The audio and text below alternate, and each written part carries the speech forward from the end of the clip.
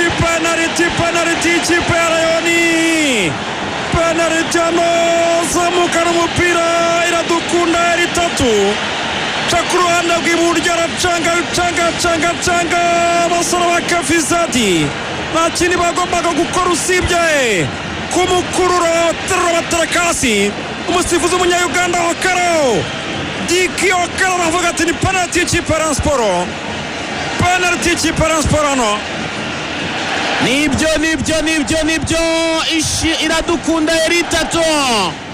Iradukunda Eritatu agucengera Muhadi Juma Mahaji yari yakomeje kugenda mucenga, umusifuzi wo ku ruhande akamutabara aramufata aramucenga aravuga ati nta kintu nakora uretse kumutega.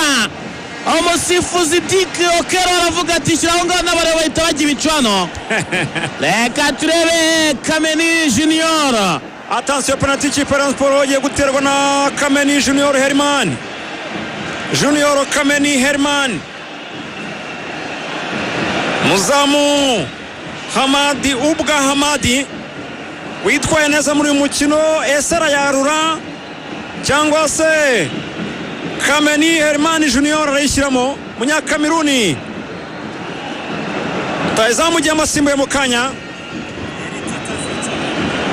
Attention, reka turebe penalty ya Rayon.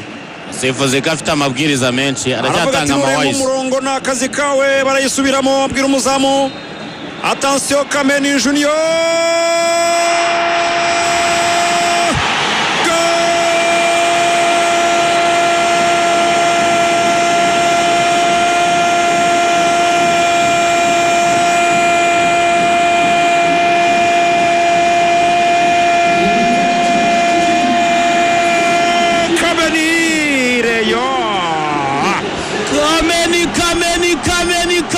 Kameni wabareyo agufatira umupira kurebera kapiteni wa KVZ witwa Amani Ubwa Hamad, aramubwira ati ufati tera agapira kagenda hasi, ateka umupira kuri poto ya mbere, umunyezamu ajya kuri poto ya kabiri.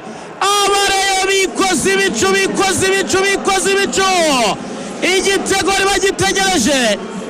Kameni Junior afungura konteri y'ibitego muri Rayoni kabisa. Aya ni amashyi y'abareyo rero hano, benshi bari bategereje igitego, bari bagikumbuye. Arongera awufata hariya Eritatu.